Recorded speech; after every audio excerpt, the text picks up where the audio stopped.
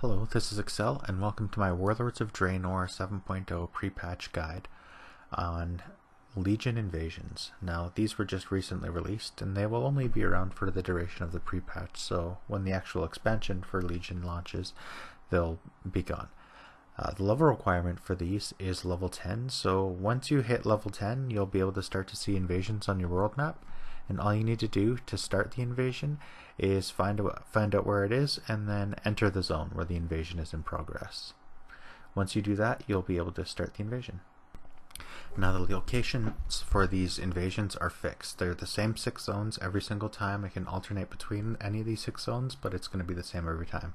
So there's 3 in Western and 3 in Eastern. The 3 in the Kalimdor are Azshara, Northern Barrens, and then finally you have Tanaris at the very bottom, and that will cover the invasions in Kalimdor.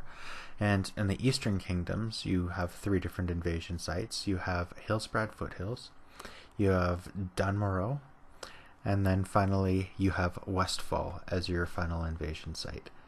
And the invasions will only spawn in these 6 locations, so these are basically the only areas you'll need to worry about for now.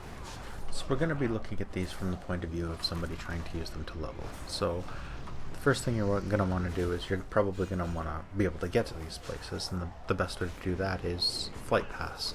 So it can be, the first set can be pretty hard when you're low level if you don't have any help. So I'll just go over kind of where you'll want to go and how you get to certain places as a lobby. So, and once you have the flight pass, it's a lot easier to do these, so make sure you're picking up flight pass as you go along. Make sure you're grabbing any flight path that you possibly can, even if it's out of the way.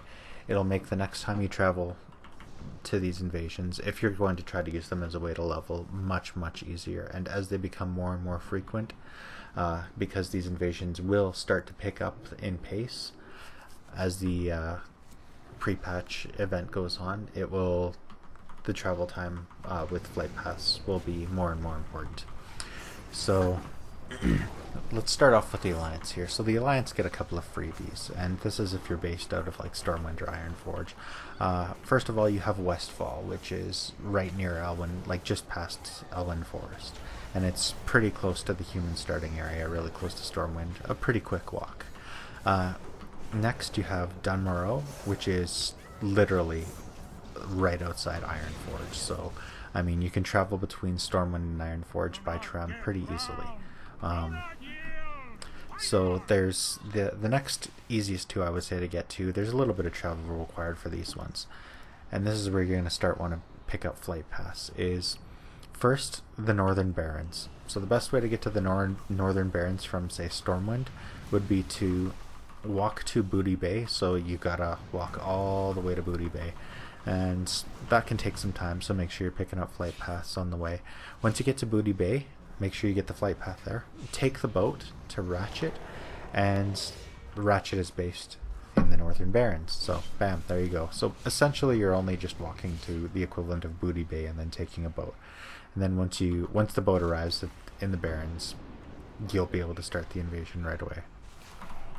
Hillsbrad is another one that takes a little bit of walking, so you want to, if you're starting in Stormwind, take the tram to Ironforge, then just start walking. So you'll want to walk through a couple zones. You'll walk through, what's it called? You walk through Loch Modan and then Wetlands, and once you get to Arathi Highlands, you want to go to Refugee Point, and that'll be your closest flight path there. So once you're at Refugee Point, grab the flight path, and then you can use that as your base for the next time you want to go to Hillsbrad.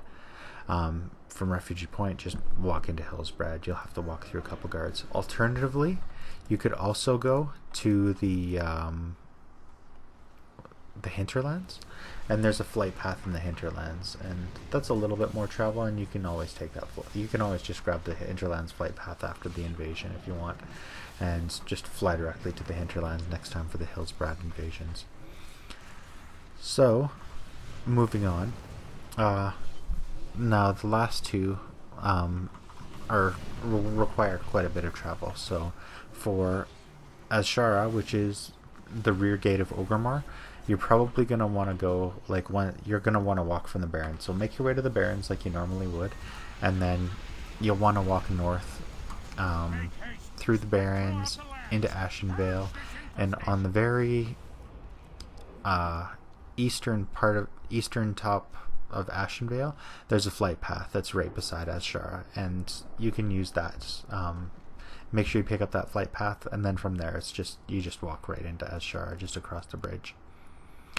And the final one, and this is probably the absolute worst if you don't have any help. You probably want to get some help from this, and I'll go into this a little bit later. But you'll want to go to Tanaris, and the only way to get to Tanaris is to walk from the Barrens, I believe.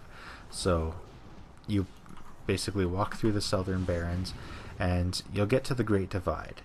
Now, at the Great Divide, there's a certain point here, and I'll show you how to get past that really easily here.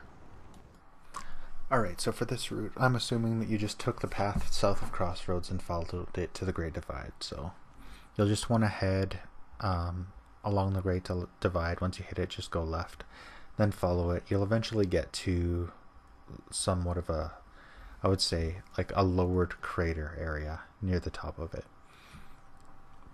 Once you get here, this is probably the safest way to get into the Great Divide.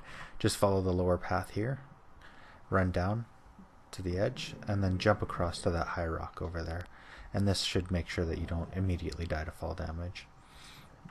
After that, just you got to make your way through the lava here, so be careful. If you can heal yourself up. Maybe you might need to get a little bit of food to help top yourself up if you don't have a self-heal.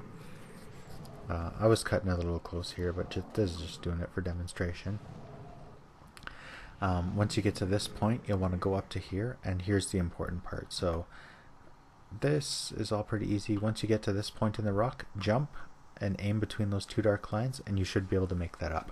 Now, you should be able to make that jump with just the chauffeured mechanohog that you get with BOA. You cannot make it with like unmounted at all. And if you're unable to make this jump, just die in the lava and you'll just res right up here. Not a big deal. So from that point you can continue on down to Tanaris. Once you get down to about the Thousand Needles area, this is the crappy part. There might be a better way of doing this, but I don't really know about it. If you don't have a water strata, you're not level 20 yet, you pretty much just gotta swim all the way through it. It's AIDS, it sucks, but once you do it once, then it's over with, and you never ever have to do that part again. So now let's talk from the point of view of a horde person. So if you're a horde lobby, or you just hit level 10, you want to kind of use these as a really easy way to level yourself and get some gear and stuff like that. The two freebies that you get are Azshara and Northern Barrens if you're based out of Orgrimmar. Azshara is literally the back gate of Orgrimmar, and Northern Barrens is a very, very short walk out of the front gate of Orgrimmar. So very, very easy. You have some moderate travel for Hillsbrad. So what you want to do to get to Hillsbrad is you can take the Zeppelin from Orgrimmar to Undercity, and then just walk south to Hillsbrad. It's actually not too bad. And then Westfall. The best way to get to Westfall is from Orgrimmar is you just walk south all the way down to the Barrens, and then get to Ratchet along the coastline, and then take the boat from Ratchet to Booty Bay, and then from Booty Bay you just hoof it. Walk all the way. So make sure you're getting all those flight passes to make that journey less of a pain in the butt in the future. The two that will probably be the worst for travel are Morogh and Tanaris. Tanaris, same thing as Alliance, just, you gotta walk from the Southern Barrens. For Morogh, I would recommend that you walk from Hillsbrad. It's a bit of a shorter walk. If you get killed by guards or anything like that on the way there, I don't know if there's guards. I don't remember if there's any guards posted at the gates or anything like that, but you should be able to corpse run by them pretty easily. Again, make sure you're picking up flight pass if you can. Morogh is really kind of a pain in the butt for horde.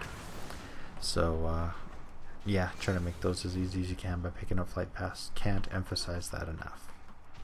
Now, if you do have a mage friend you can bug for a little bit of help, you can make a couple of these walks a heck of a lot easier. First, let's talk about the walk from to get to Hillsbrad. So you can just have a mage port you to Ancient Dalaran. That was basically the joke portal that they put in that kills you because you spawn way up in the air and you fall to your death.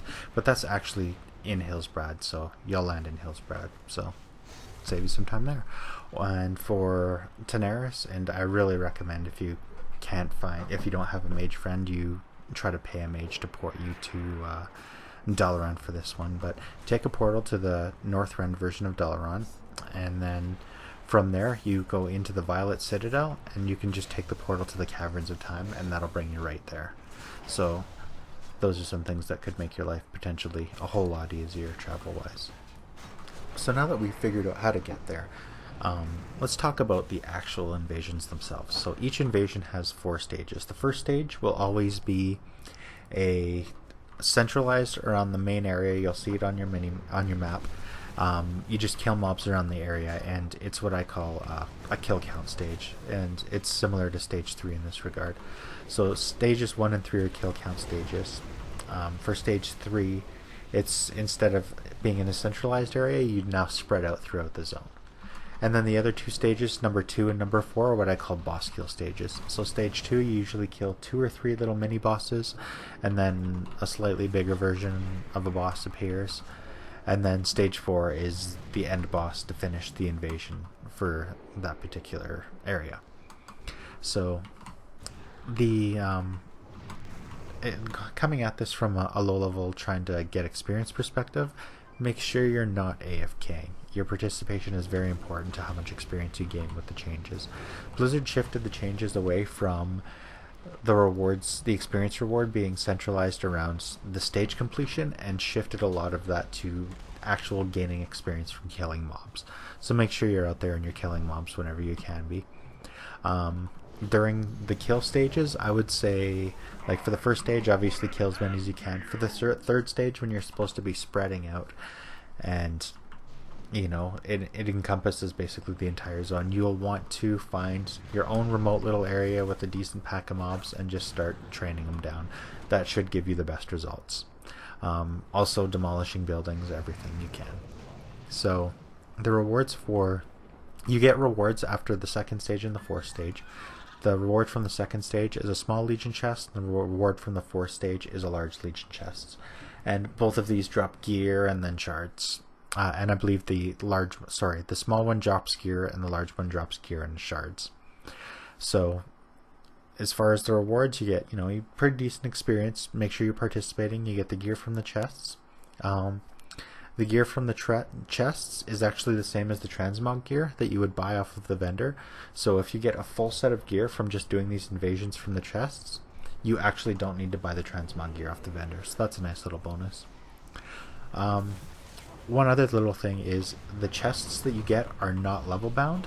So if you're doing these to level and you're starting to get kind of close to max level, you'll want to start saving up these chests, because when you hit 100 and you open them, regardless of what level you are at when you got them, you will get the full level gear. So make sure you're hanging on to a whole bunch of chests as you get closer to the max level, so that when you hit 100, you can just open a ton of chests, be fully 700 geared, no big deal, and be good to go, and hopefully get some some decent Warforged out of it, some weapon upgrades, some weapon stuff like that.